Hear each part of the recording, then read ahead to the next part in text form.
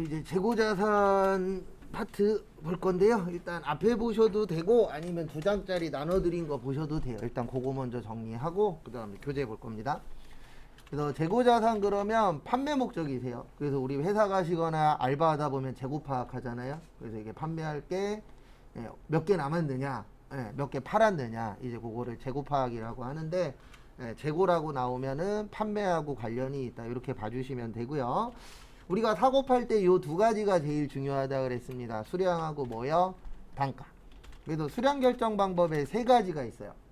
장부에다가 계속 적는다 그래서 무슨 법이라 그래요? 계속 기록법. 그래서 말 그대로 계속 적는 거예요. 장부에다가 매입 10개, 매출 5개, 매입 15개 이런 식으로 계속 적는 겁니다. 그 다음에 또 하나는 실지재고조사법. 요거는 뭐냐면 실제 창고 가서 확인하는 거예요. 그러니까 우리 실무에서 장부에다가 적죠. 그 다음에 창고 가서 확인하죠. 요 두 가지를 섞은 걸 혼합법이라 그래요. 그래서 원래 가장 좋은 거는 혼합법입니다. 왜 그러냐면 장부랑 창고랑 어때야 되죠? 같아야 되죠. 요거를 같이 섞어서 쓴다 그래서 무슨 법이라 그래요? 혼합법. 그래서 실무에서는 혼합법을 많이 씁니다. 그래서 장부에 10개 남았대. 그러면 창고 가도 몇 개가 있어야 돼요? 10개. 근데 가보면 안 맞는 데가 되게 많습니다. 저도 이거 제가 담당해 봤거든요. 안 맞아요. 창고 열쇠도 나만 갖고 있고 내가 맞춰놨는데 일주일 후에 가보면 또 안 맞아요. 한두 개씩 있고 비더라고요. 그래서 요즘 후회하는 건 그때 나도 몇 개 좀 빼돌릴걸. 왜냐면 그거 좀 꽤 비싸게 팔리는 프로그램이었거든요. 제가 이제 프로그램 회사 다닐 때 프로그램 그거 담당이었는데 얘기 들어보니까 못 팔아도 200~300엔 팔렸다 그러더라고요. 그래서 여러분들 나중에 취업하신 다음에 4대 보험공단에다가 팩스 보내면 팩스가 리턴이 와요. 그 프로그램 제가 그 회사 다닐 때 깔았거든요. 저보고 그거 일 없으니까 네가 담당해라 그랬더니 제가 원래 돈복은 없고 일복만 많거든요. 내가 담당하자마자 15억짜리 프로젝트가 터져버린 거예요. 계약이 된 거예요. 전국에 있는 4대 보험공단에다가 그 프로그램을 다 깔아버리는 거예요. 맨날 택배 싸고 전화 오면은 시리얼 번호 불러주고 내일 해야 되고 일이 많아지더라고요. 그래서 딴 건 모르겠는데 일복은 있더라고요. 근데 돈복은 모르겠어요. 그냥 먹고 사는 데는 지장 없을 정도. 그래도 요거 간혹 가다가 시험에 종류 물어봅니다. 그래도 요거 외우셔야 돼요. 외우는 이유는 딴 거 아닙니다. 저희가 외우는 것들은 대부분 다 종류나 공식이에요. 왜냐면 시험에서 종류 공식들 잘 물어보잖아요. 그 다음에 금액 중요하죠. 그래서 개별법이라고 있어요. 이 개별법의 특징은 가장 정확합니다. 왜 정확하냐면 개별의 뜻이 뭐죠? 개별. 몇 개씩? 한 개씩. 그래서 우리 과자 보면은 개별 포장되어 있는 거 있잖아요. 몇 개씩 포장되어 있어요? 하나씩. 그러면 당연히 계산할 때 하나씩 계산하는 게 어때요? 가장 정확합니다. 그 다음에 이거는 편의점에서 알바해 보신 분들은 다들 알 거예요. 무슨 법이요? 선입선출법. 그래서 편의점에서 알바하면은 진열할 때 선입선출법으로 진열하라 그러잖아요. 그래서 옛날 거 앞에다 놓고 최근 거 뒤에다 놓고 그게 무슨 법이에요? 선입선출법. 그래서 가장 많이 쓰는 방법입니다. 그 다음에 거의 안 쓰는 방법 후입선출법. 이거는 새 거를 먼저 파는 거예요. 이런 회사 거의 있어요? 없어요? 없어요. 대부분 회사는 옛날 걸 먼저 팝니다. 그래서 인터넷에서 물건 사다 보면 댓글에 이런 댓글 쓰시는 분들이 있어요. 저 물건 샀어요. 새 걸로 보내주세요. 절대 새 거 안 옵니다. 파는 사람들은 절대 새 거 안 줘요. 제일 오래된 거 먼저 팔잖아요. 그게 일반적인 판매 방법이지 후입으로 팔면은 모르겠어요. 지금 같은 시대에는 후입으로 팔면은 안 좋죠. 왜냐하면 물가는 계속 오르고 있잖아요. 그 다음에 가중평균법이라고 있어요. 그래서 여기에다가 계속기록법을 적용하면 요게 이동평균법. 그 다음에 여기에다가 실지재고조사법을 적용하면 총평균법. 가중평균법에는 두 가지가 있어요. 이동평균법하고 총평균법이 있는데 이동평균법은 계속 적어서 하는 방법이고요. 총평균법은 한 번에 계산하는 방법이에요. 그리고 좀 이따가 간단하게 선입선출, 후입선출, 이동평균, 총평균을 제가 보여드릴 겁니다. 어떻게 생긴 게 선입인지 후입인지 간단하게 보여는 드릴 거예요. 그리고 이 부분은 저도 죄송하게 생각합니다. 예, 외워서 넘어가는 것들이 좀 있어요. 근데 왜 그러냐면 이거를 원래 이해를 다 시켜드리면 좋은데 그러기에는 시간이 한정적이라. 예, 저희가 시간이 많은 것도 아니고 적은 것도 아니거든요. 딱 시험 볼 수 있을 정도 수준 되면은 시험 보는 날이 다가와요. 예. 옛날에는 시간이 좀 길었거든요. 옛날에는 전산회계 1급 2달, 전산세무 2급 2달 이렇게 수업했었어요. 그러면 좀 여유가 있는데 지금은 그걸 다 합쳐서 2달 안에 끝내야 돼서 가면 갈수록 여유가 없어요. 근데 노동부에서 시간을 많이 못 주겠대요. 190시간 이내로 수업해라 이렇게 되어 있어서 그래서 속도가 조금 예전보다는 좀 빨라졌어요. 그 다음에 현재 우리나라가 물가 뭐 하고 있죠? 상승하고 있죠. 그래서 일명 인플레이션이라고 하는데 물가 상승 시에 원가만 후입선출법이 크고요. 나머지는 선입선출법이 커요. 그러니까 이게 무슨 뜻이냐면 요거는 썼다 지울 거예요. 선입선출법은 이분들한테 유리해요. 회사. 네, 그래서 편의점에서도 무슨 법으로 팔라 그래요? 선입선출법으로. 왜 그러냐면 선입선출법으로 팔면 이익이 커져요. 왜냐면 판매하는 금액은 현재 금액인데 물건값은 옛날 물건이잖아요. 그럼 옛날 건 싸요, 비싸요? 일반적으로 옛날 게 싸잖아요. 네, 그래서 뭐 대화하다 보면은 이거 옛날엔 얼마였는데 이런 얘기 하시는 분들 있잖아요. 그래서 대부분 얘기 들어보면 옛날에 싸죠. 예, 짜장면 옛날에 막 100원 이랬던 적도 있었잖아요. 예. 근데 지금 짜장면 얼마예요? 6,000원, 7,000원 하잖아요. 짜장면 한 그릇에. 예. 그래도 저는 요즘에 짜파게티 사랑합니다. 이제 비싸갖고 짜장면도 뭐 자주 사 먹진 않지만 옛날보다 더 못 사 먹겠더라고요. 그 다음에 후입선출법은 이분들한테 유리해요. 소비자. 그러니까 내용을 보고 이거는 회사한테 유리해야 돼. 그러면 무슨 법 찍으면 돼요? 선입선출법. 그래서 우리가 일반적으로 뭐 알바라던가 이런 걸 하게 되면 대부분 선입선출법으로 진열을 하잖아요. 왜 그러냐면 그게 회사에 뭐 하니까 유리하니까. 그렇게 보셔도 돼요. 요거는 좀 이따 지울게요. 왜냐면 이건 외울 때는 요거는 안 외우거든요. 그래도 여기 보시면 원가만 후입선출법이 크다. 이 얘기는 뭐냐면 반대로 얘기하면 이익은 작다는 얘기예요. 왜 그러냐면 우리 이렇게 구하거든요. 이익은 매출액에서 뭐 빼죠? 원가 빼죠. 그럼 원가가 크면 이익은 어떻게 되는 거예요? 작아져요. 그래서 사장님들이 물건 살 때 싸게 살려고 노력을 하잖아요. 그게 왜 그러냐면 싸게 사야 원가가 작아집니다. 네, 그러면은 팔았을 때 이익이 어떻게 돼요? 늘어나죠. 그래도 모든 장사하시는 분들의 목표는 싸게 해서 비싸게 파는 거잖아요. 그래서 그래야 남는 게 어떠니까요? 많으니까. 네, 혹시 스마트 스토어 생각하고 계시면 아이템 잘 고르십시오. 네, 대한민국 스마트 스토어가 어렵습니다. 제 주변에서도 하시는 분 얘기 들어보면 딴 게 어려운 게 아니고요. 진짜 좋은 아이템을 찾았어. 네, 그러면 어떤 문제가 생기냐면 1, 2년 동안에는 괜찮대요. 근데 요게 괜찮다라고 소문나는 순간 돈 많은 데에서 치고 들어와요. 그러면 가격 경쟁력으로 하면 돼요, 안 돼요? 안 돼요. 네. 그래갖고 한 1, 2년 동안 좀 괜찮았는데 최근에 그만둬야 될지 버텨야 될지 고민하시는 분들이 제 주변에도 계속 생겨요. 네. 요즘 진짜 스마트 스토어 많이 하잖아요. 왜냐면 하기 쉬워요. 네. 마음만 먹으면 뭐 유튜브에서 내용만 봐도 어느 정도 본인 혼자 할 수 있어요. 근데 문제는 이제 이게 잘 팔리냐 안 팔리냐긴 하지만 만드는 건 대빵 쉬워요. 근데 이게 팔리냐 안 팔리냐의 문제가 있는 거지. 그래서 예전에 강의하시는 분도 계셨었는데 그 얘기 하시더라고요. 어차피 스마트 스토어는 아이템 싸움이라고.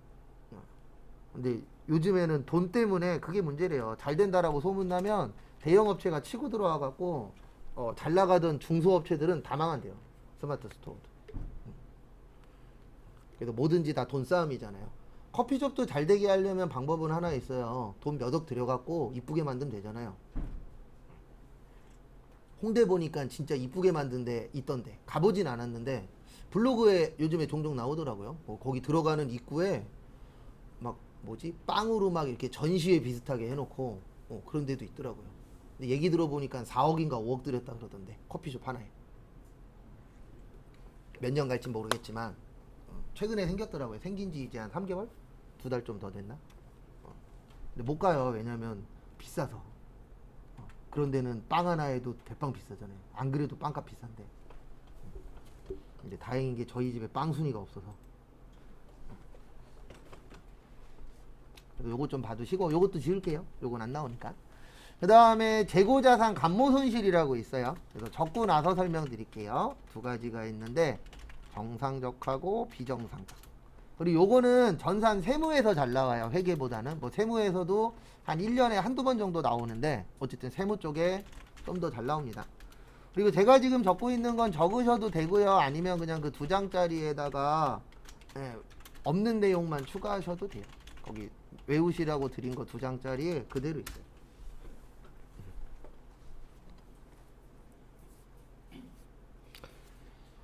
이게 참 한자라 어려워요. 감모의 뜻이 뭐냐면 간단하게 설명드리면 수량 부족이에요. 제가 이거 인터넷에 국어사전에 한번 찾아봤거든요. 그래서 찾아봤더니 뭐 여러 가지 사건 사고에 의해서 수량이 적은 걸 감모라고 해요. 그래서 감모 나오면은 수량이 많다, 적다. 그러면 이거는 이해하셔야 됩니다. 수량이 부족하면 회사 입장에선 이익이에요, 손해예요? 손해예요. 없어졌다는 얘기잖아요. 그러니까 분명히 나는 장부에는 100개가 있어야 되는데 창고 갔더니 90개밖에 없네. 그럼 10개가 없어졌어. 그럼 회사 입장에서는 이익이에요, 손해예요? 손해인데 처리하는 방법이 두 가지가 있어요. 하나는 뭐냐면 정상적. 이거는 뭐냐면 우리가 열심히 일을 해도 이런 경우가 있을 수도 있잖아요. 만약에 우리 회사가 오징어를 파는 회사예요. 그래서 오징어를 말리려고 널어놨는데 지나가는 고양이님이 오셔서 한 마리 갖고 가셨어. 이런 건 어쩔 수 없잖아요. 우린 열심히 일만 했는데 없어지는 상황이 올 수도 있다, 없다? 있다. 그런 거는 정상적이라고 해요. 그 다음에 비정상적은 우리가 열심히 일을 안 한 거죠. 근데 이렇게 보시면 돼요. 정상적은 그냥 일을 열심히 한 거고 비정상적은 우리가 예측하지 못한 거. 예측하지 못하게 없어지는 경우들도 있어요, 없어요? 있죠. 대표적인 게 직원분들이 들고 가신다거나. 최근에도 나왔죠. 오리온이었나? 거기 영업부 직원들이 10억 빼돌렸다고 나왔잖아요, 뉴스에. 10억이었나 1억이었나 10억으로 기억하는데 하여튼 빼돌리셨대요. 꽤 오랫동안. 그래갖고 4명이 잡혔대요. 고소한다고 뉴스에 나오더라고요. 근데 회사에서는 몰랐던 거죠. 왜냐면 아예 작정하고 창고까지 빌려서 빼돌렸대요. 근데 그 빼돌린 금액이 어쨌든 계산해 봤더니 10억 정도 되더라. 그래서 고소하겠다라고 나오더라고요. 그런 건 비정상적이잖아요. 맞죠? 회사에서는 모르고 있었으니까. 그래서 그런 경우들이 발생할 수도 있어요, 없어요? 있습니다. 그래서 감모 나오면은 무슨 부족이요? 수량 부족. 그 다음에 평가 손실이라고 있어요. 요거는 저가법 쓰고 매출 원가에서 처리하는데 앞으로 평가라는 말이 감모보다 훨씬 더 많이 나옵니다. 왜냐하면 평가는 재고자산만 하는 게 아니고 다른 쪽에서도 평가를 해요. 그래서 평가는 금액 맞추는 걸 평가라고 해요. 그러니까 돈 맞추는 게 평가입니다. 그래서 왜 손해냐면은 우리 회계에서는 재고자산은 저가법만 쓰거든요. 이 저가의 뜻이 뭐냐면 오른 거예요, 떨어진 거예요? 떨어진 거예요. 그래서 오른 건 인정 안 하고 떨어진 것만 인정합니다. 그러면 회사 입장에서 금액이 떨어지면은 이익이에요, 손해예요? 손해예요. 그래서 그거를 재고자산 무슨 손실이라 그래요? 평가손실. 근데 이걸 왜 외우냐면 시험 문제 이렇게 나와요. 다음 중 정상적인 것으로 틀린 것을 고르시오. 그래서 뭐 영업의 비용으로 처리한다. 뭐 이런 식으로 나와요. 그리고 이런 분께는 솔직히 회사 가시면 할 일이 그렇게 많지 않습니다. 그리고 이거 하나는 알고 계세요. 미리 설명을 드리면 가끔씩 이런 얘기 하시는 분들이 계세요. 아우, 회계 너무 어려워서 회사 가시면 못하겠어요. 제가 미리 말씀드리는데 회사 가시면은요, 저희가 수업 시간에 100을 배우면 회사 가서 30도 안 써요. 쓰는 것만 씁니다. 그래서 그 쓰는 것만 3개월 안에 적응하면 돼요. 어차피 어쩌다 한 번씩 나오는 거는 어쩔 수 없는 거고 일반적으로 쓰는 거는 저희가 배우는 거에 30%도 안 써요. 그 다음에 이제 세무사 사무실 가시면 한 60, 70% 쓰고. 그리고 제가 젊으신 분들은 세무사 사무실도 괜찮다라고 했죠. 근데 이건 알고 계십시오. 어딜 가든 공부는 하셔야 됩니다. 또 자격증은 자격증이고 실무는 실무기 때문에 거기 가서 또 거기에 맞춰서 초반에는 노력을 좀 하셔야 돼요. 절대 공짜는 없더라고요. 저도 저 세무사 사무실 다닐 때 맨날 혼났어요. 근데 딴 거 때문에 혼나는 게 아니라 맨날 저 갖고 테스트해요. 이거 물어봐요. 그러면 제가 아는 거 대답하잖아요. 틀리면 틀렸다 뭐라 그러고 맞추면 틀릴 때까지 물어봐요. 본인이 아는 한도 내에서. 맨날 혼났어요. 그래도 나중에 부가가치세 때 뭐 물어봤는지 알려드릴게요. 그게 대부분 부가세 관련된 거였는데 실무해야 좀 이해되는 것들이 몇 가지 있었거든요. 저는 그 당시엔 공부만 했었으니까 맨날 혼났어요. 그래서 거기 교재 보면서 간단하게 또 설명드리도록 하겠습니다. 그래서 2번 재고자산이라고 있어요. 117페이지 위에 보시면 거기에다가 밑줄만 쳐주세요. 판매 또는 제품의 생산. 그래서 거기 재고자산 바로 밑에 보시면은 이렇게 쓰여 있습니다. 판매 또는 제품의 뭐요? 생산. 그래서 결론적으로 재고자산 그러면 그냥 판매하고 관련이 있는 거예요. 왜냐면 우리 제품 왜 만들어요? 만들어서 뭐 하려고요? 팔려고.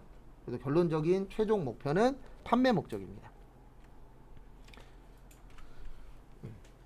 그래서 이게 목적이 뭐냐가 중요한 거예요. 만약에 컴퓨터가 있어도 이게 판매 목적이면 재고자산이 되는 거고요. 그 다음에 영업용이면 뭐가 되는 거예요? 유형자산이 되는 거예요. 그러니까 이게 목적에 따라서 달라집니다. 그래서 시험 문제 쉽게 나오면 이렇게 나와요. 다음 중 재고자산으로 옳은 것을 고르시오. 옳은 것을 고르시오. 이런 거 나오거든요. 그러면 두 글자만 찾으면 돼요. 뭐요? 판매. 그러니까 시험 문제 이렇게 나와요. 어떻게 나오냐면 1번 영업용 토지. 그 다음에 2번 사무용품. 그 다음에 뭐 3번 판매용 토지. 이런 식으로 나와요. 그래서 재고자산 그러면 얘만 찾으면 됩니다. 그러니까 시험이라는 거는 그 내용을 알고 있냐 모르고 있냐 이걸 물어보는 게 대부분이거든요. 그래서 재고자산 그러면 뭐와 관련된 거야 그런 걸 좀 기억하시면 하나라도 더 맞출 수 있습니다. 근데 문제는 뭐냐면 저도 알고 여러분도 알아요. 이게 단기간 안에 기억해야 될 게 많아서 이것도 있습니다. 시험 보고 나면 잃어버리는 속도도 빨라요. 이거 잘못된 거 아닙니다. 원래 단기간에 배운 건 금방 잊어버려요. 근데 이거는 확실해요. 뭐는 확실하냐면 배우고 회사 가서 일 배우는 거랑 안 배우고 회사 가서 일 배우는 거랑 습득 속도는 당연히 차이가 납니다. 그래서 자격증 있는 사람을 뽑는 이유가 뭐냐면 자격증 있다 그래서 다 잘해요? 아니에요. 근데 가르칠 때 좀 더 편해요. 뭘 알려주더라도 받아들이는 속도가 달라요. 그리고 이런 건 하지 마십시오. 회사 갔는데 부하 직원이 왔는데 회계 아무것도 몰라. 가리키지 마십시오. 제가 분명히 말씀드리는데 가리키다 욕할 수 있습니다. 무조건 그냥 학원 가서 배우라 그러세요. 이게 남 가리키는 게 저도 강사하기 전에 몇 번 도전해 봤었는데 어려워요. 왜냐면 이게 저야 하는 일이 강의니까 이것만 하면 되지만 여러분들은 회사 가시면 내일도 해야 되죠. 그 다음에 남 가리켜야 되죠. 이게 절대 쉽지 않아요. 그래서 잘 모르면 저기 인터넷으로 공부를 하든 자격증을 따든 공부해 갖고 오라고 그게 속편할 수 있어요. 뭔가 가리키는 게 절대 쉽지 않습니다. 그리고 회사 가시면은 나 잘한다라고 티내지 마세요. 저 별거 아닌 거 티냈다가 맨날 저한테 물어보는데 나중엔 좀 짜증나더라고요. 뭐냐면 엑셀 기능 중에 평일 만드는 기능 있어요? 없어요? 있죠? 엑셀 기능 중에 있어요. 잠깐 하나 보여드리면 다 아실 건데 어디 갔냐 내 엑셀. 여기 있구나. 이거 있잖아요. 만약에 오늘이 2023년 몇 월 며칠이에요? 2월 10일이야. 그럼 우리 이거 채우기 핸들로 내리면 이렇게 나오잖아요. 날짜. 그럼 여기 가면 평일 단위 있어요? 없어요? 있죠. 근데 전 직원 중에 나만 알고 있었던 거예요. 이거를. 한번 가르쳐 줬더니 뭔 일만 생기면 엑셀 조금만 안 되면 나한테 와서 다 물어봐요. 근데 문제는 뭐냐면 내가 다 아는 내용이야. 다 가르쳐 줬더니 뭔 엑셀이 나중에 내게 돼 있더라고요. 그래서 회사에서 그런 거 하지 마십시오. 그냥 모른다 그래요. 내 거 할 때만 적용하고 조금 아는 척 하면은 어느 순간 내 거 돼 있는 경우들이 있어요. 그러니까 저는 어렸을 때 제가 재무덤 파는 일을 너무 많이 해갖고 그러니까 원래 남들이 못하면 그냥 못하나 보다 그러고 이러고 있어야 되는데 봤을 때 내가 할 수 있는 거야 그러면 내가 다 들고 왔어요. 어렸을 때는. 지금은 그런 행동 안 하는데 어렸을 때 그런 행동을 너무 많이 해갖고 지금 생각해보면 바보도 그런 바보가 없었죠. 그러니까 회사 입장에선 좋지만 개인 입장에서는 좋은 거 아닙니다. 왜냐면 일 몇 가지 더 한다고 해서 인정은 받는데 내가 힘들잖아요. 그러니까 꼭 하지 말란 얘기는 아는데 조금만 하십시오. 저처럼 너무 많이 하면 괴롭더라고요. 그 다음에 거기 밑에 재고자산에 분류해서 저희 시험에 많이 나오는 건 1번, 2번, 4번, 5번이에요. 3번도 시험 문제 한 번 나온 적 있습니다. 네, 반제품이라고 있죠. 반의 뜻이 뭐죠? 말 그대로 반만 만든 거예요. 그러니까 완성되지 않았는데 팔 수 있는 걸 무슨 제품이라 그래요? 반제품. 그래서 이건 이론에 한 번 나온 적이 있어요. 그리고 그 이후에 나온 적은 한 번도 없습니다. 그리고 지금부터 설명을 하려면 공식 설명을 좀 드려야 돼서 요 공식은 2장짜리 나눠드린 거 2번째 페이지 아마 가운데쯤에 있을 거예요. 지금부터 써드리는 거. 이거 나중에 외울 겁니다.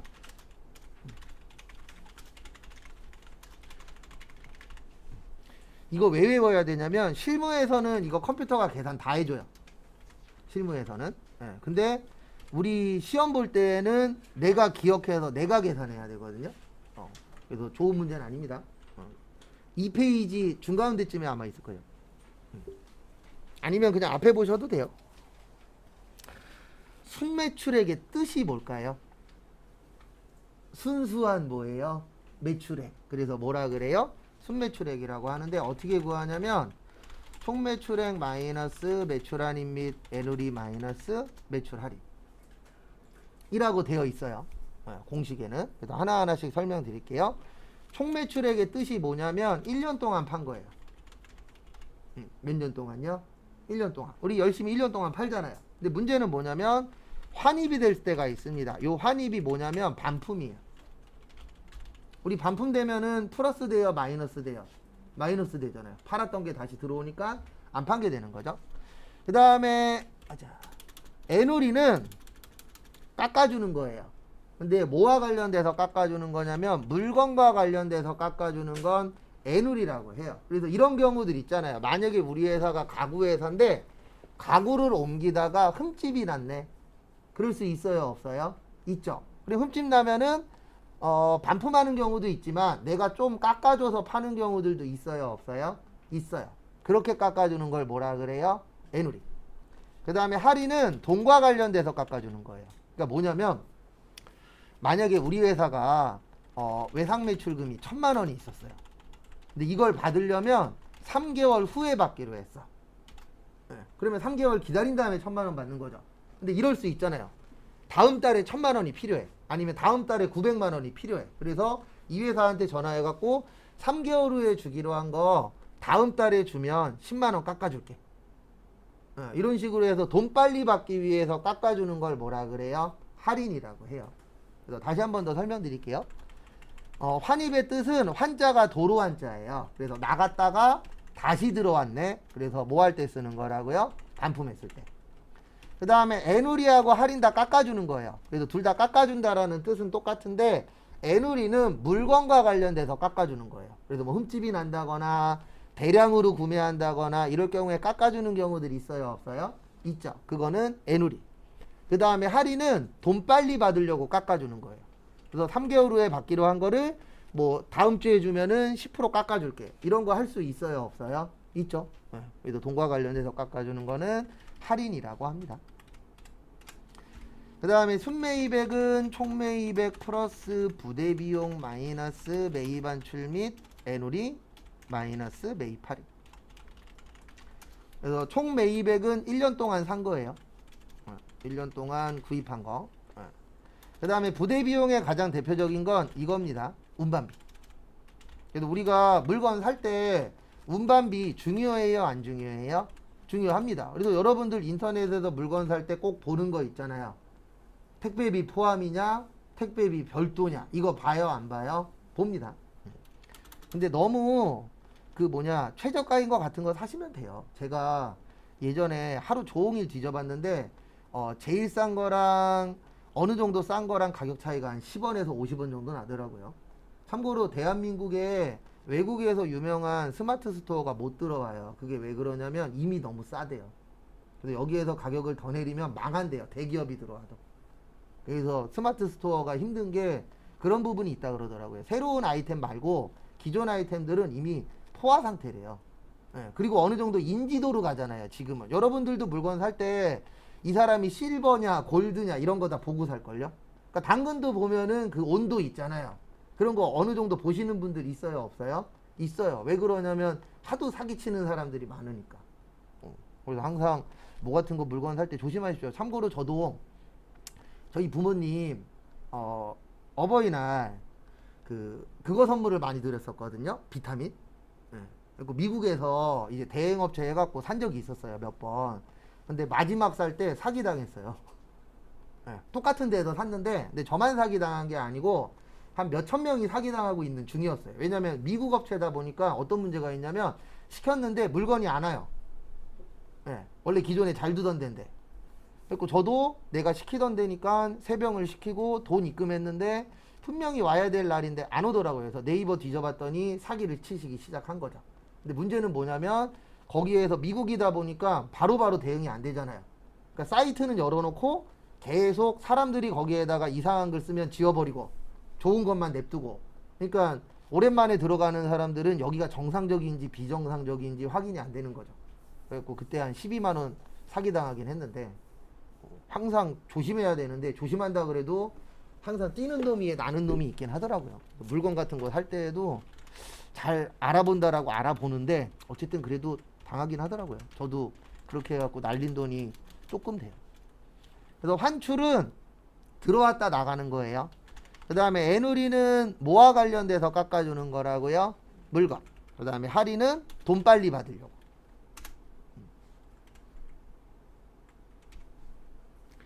그리고 이게 가장 큰 문제가 4개 외우셔야 하나 맞춥니다. 왜냐면 시험 문제를 꼭 그렇게 내시더라고요. 좀 따르게 좀 내시지.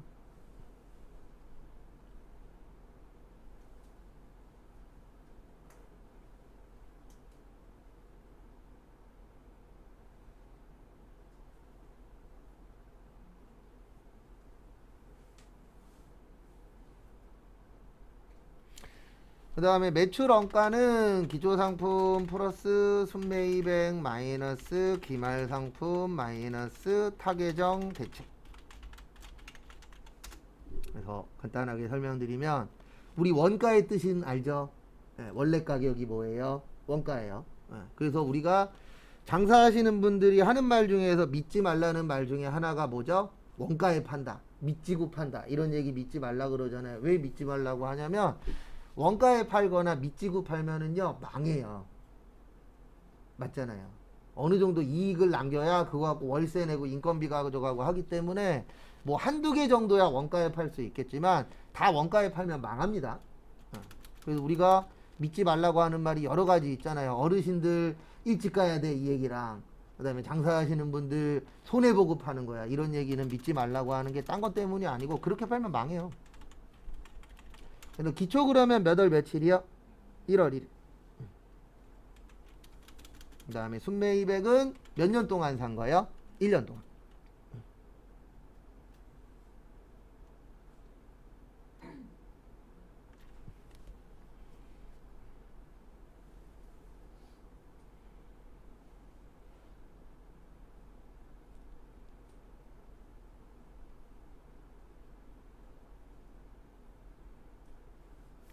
그 다음에 기말은 몇 월 며칠이요? 12월 31일이고 그 다음에 타계정 대체 시험 볼 때 잘 나옵니다. 타계정 대체의 뜻은 뭐냐면 다른 곳에 사용한 거예요.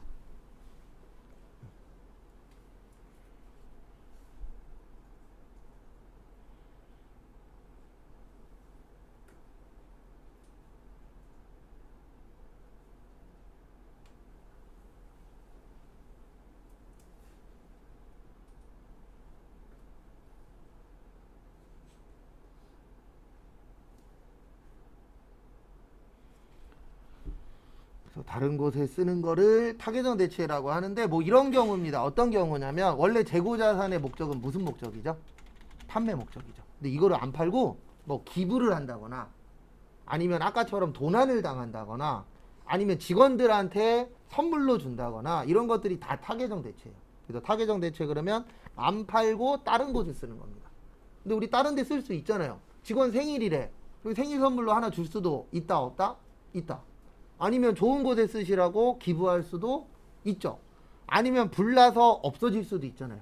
예, 그런 것들이 시험 문제 나옵니다. 왜냐면 우리 화재 날 수도 있잖아요. 뭐 지진 날 수도 있고. 뭐 요즘에 지진 같은 거 많이 나니까.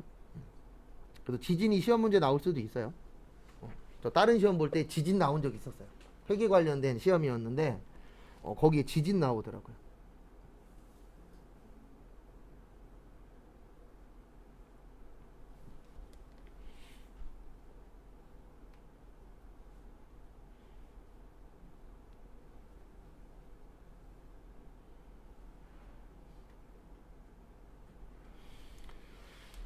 그 다음에 매출총 이익은 순매출액 마이너스 매출 원가. 그래서 우리가 매출액에서 원가 빼면 뭐예요? 이익이잖아요. 그래서 제가 첫날 백종원 아저씨 얘기를 했었죠.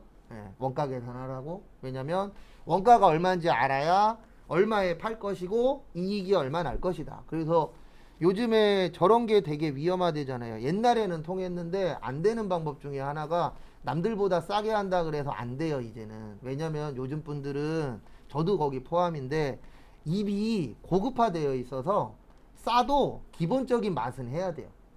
근데 싸고 맛없어 그러면 안 갑니다. 한 번은 가겠죠, 모르고. 그래서 저는 맛집이라고 해서 가보면 나한테는 맛없더라고요. 그래서 저는 맛집은 내가 맛있어야 맛집인 겁니다. 그 막 줄 막 서갖고 가서 먹잖아요. 줄 서는 집은 맛이 없을 수가 없어요. 왜요? 배고프니까. 시장이 반찬이라고. 배고프면 라면도 맛있잖아요. 근데 희한하게 라면은 군대에서 먹은 게 제일 맛있던데. 네. 저 군대에서 엄청 많이 먹은 적 있거든요. 셋이서 라면 18개 끓이고 밥 한 솥 말아 먹은 적 있어요. 네. 지금 생각해도 제정신이 아닌 것 같아요. 지금은 2개 먹으면 배 터질라 그러거든요.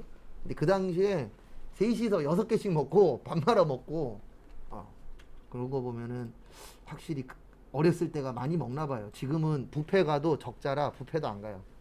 옛날엔 뷔페 되게 사랑했었는데 제가 몸은 이래도 초밥집 가면 60개씩 먹었어요. 60개에서 많이 먹을 때는 한 80개까지. 근데 지금은 한 2, 30개 먹으면 더 못 먹겠더라고요. 그래서 요즘에는 맛집 찾아다녀요. 그래서 요거 공식 다 외우셔야 되는데 왜 외우셔야 되냐면 시험 문제에서 꼭 얘를 물어봐요. 근데 문제는 뭐냐면 이거 맞추려면 매출액 외워야 되죠. 그 다음에 원가 외워야 되는데 원가 외우려면 또 뭐 외워야 돼요? 매입액 외워야 돼요. 그래서 결론은 4개를 알고 있어야 2점을 맞을 수가 있습니다. 그래서 제일 좋은 거는요 안 나오는 거예요. 안 나오는 게 제일 좋습니다. 그게 제일 좋은데 내기는 해요. 근데 다행인 게 뭐냐면 아주 자주 내진 않아요. 뭐 어떨 때는 연타로 낼 때도 있는데 평균적으로 계산하면 한 10회에서 20회당 한 번 정도? 그래서 아주 많이 나오진 않습니다. 원래 다른 시험은 되게 잘 내거든요. 근데 저희 시험은 이론이 워낙 적은 시험이다 보니까 다른 시험에 비해서는 좀 덜 내긴 하세요.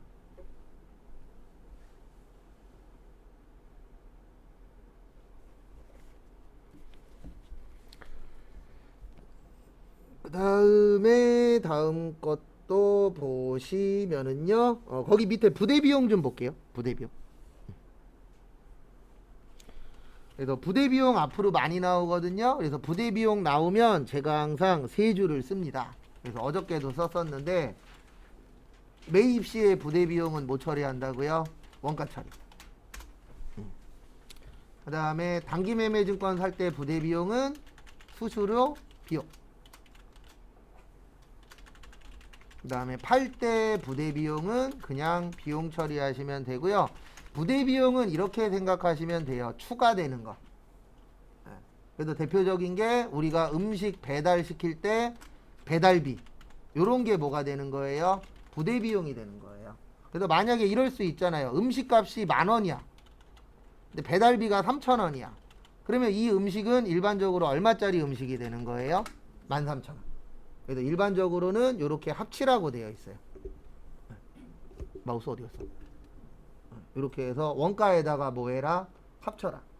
그래서 우리 옷 살 때에도 그러잖아요. 만약에 내가 10,000원짜리 옷을 샀는데 택배비가 3,000원이야. 그러면 다른 사람한테 얘기할 때 이거 13,000원 줬어. 이렇게 얘기하잖아요. 이런 분들 드뭅니다. 나 이 옷 샀는데 이 옷 10,000원에다가 배달비 3,000원 줬어. 이렇게 얘기하는 사람도 있긴 있겠지만 대부분 어떻게 얘기해요? 이 옷 13,000원 주고 샀다라고 얘기하잖아요. 그래서 일반적으로는 합쳐라. 살 때에는. 근데 단기매매증권 나왔을 때는 뭘로 처리해라? 수수료. 그리고 팔 때도 부대 비용이 발생해요. 예, 뭐 대표적인 게 운반비 같은 거 내는 경우들 있어요? 없어요? 있죠. 계정 과목에 운반비라고 있어요. 그때는 운반비 처리하시면 되고, 아니면 물건을 팔 때 만약에 그 물건에다 보험을 들어야 돼. 그러면 보험료라는 계정 과목이 또 있어요. 그런 식으로 비용 처리를 해버리시면 돼요. 팔 때는. 예. 그래도 우리가 물건 많이 사면은 꼭 이런 거 얘기하잖아요. 운반비 내주실 거죠? 그런 얘기들 해요, 안 해요? 합니다. 왜 그러냐면 어쨌든 나는 이익을 많이 가져가야 되잖아요. 그러면 운반비 내가 내는 게 좋아요? 상대방이 내는 게 좋아요? 상대방이 내는 게 좋죠. 그래서 우리 항상 물건 찾을 때에 택배비 포함이냐 아니냐 이런 거 꼭 확인하잖아요. 아니면 얼마 이상이면은 택배비 포함, 택배비 불포함 이런 거 있잖아요. 네. 참 근데 머리 잘 쓴 것 같아요. 항상 보면 뭐 만약에 3만원 이상 사면은 택배비 무료래. 그러면 뭔가 집으면 28,000원이야. 네. 그러면 이게 꼭 필요할까 싶은 거 하나 더 사는 경우들 있어요? 없어요? 있습니다. 왜냐면 괜히 택배비 내면 아까워요. 저도 뭐 같은 거 살 때 보면 이게 되게 간당간당하게 만들어 놨더라고요. 사람 소비 심리를 하나 더 사게끔. 그렇게 잘 만들었더라고요. 그래서 부대 비용이라는 건 추가되는 돈이라고 보시면 됩니다. 그래서 거기 밑에 보시면 운임, 수수료, 보험료, 하역비. 하역비의 뜻이 뭐죠? 하역의 뜻이 뭐냐면 물건 내리는 거예요. 그래서 우리가 물건 내릴 때 돈 들어가는 경우들 있어요? 없어요? 있습니다. 왜냐면 만약에 컨테이너 박스를 내려야 돼. 근데 우리 회사에 컨테이너 박스를 내릴 수 있는 기계가 없어. 그럼 돈 주고 불러야 되잖아요. 그래서 그런 것들이 이제 하역비. 그 다음에 나중에 수입하는 회사 가시면은 뭐 수입 관세, 통관 수수료, 보관료 이런 것들 돈 들어가요. 그런 경우에는 이제 이런 것들도 다 부대 비용이 되는 겁니다. 그리고 우리 인천에 인천항이 있죠. 그래서 여러분들 중에서 수익 관련된 회사에 관세사 회사에 격리 직원으로 들어가시는 분들도 있을 수 있어요. 그래서 저도 예전에 놀고 있을 때 아버지가 취업 자리를 하나 가지고 오셨는데 가진 않았는데 저기더라고요. 그 컨테이너 박스 관련된 회사. 영어만 할 줄 알면은 된다 그랬는데 안 갔어요. 왜냐면 저 약간 그런 거 부담을 느껴서 아는 사람 관련된 데는 되도록이면 안 가려고 그래요. 예전에 저 친구 어머님이 관광버스 회사 격리 부장님이셨거든요. 근데 저도 몰랐는데 그 회사에서 전화가 온 거예요. 그리고 처음에는 어머님이 소개해 주셨나 했는데 어머님도 모르셨다 그러더라고요. 근데 안 갔어요. 왜 안 갔냐면 주말에 한 번씩 출근을 해야 돼요. 관광버스 회사니까 월화수목 금토일 일 다 하잖아요. 그 주말에 한 번씩 나오라 그래갖고 솔직히 그거보다는 어머님이 다니셨던 회사를 안 가긴 했는데 나중에 보니까 제가 아는 후배가 가 있더라고요.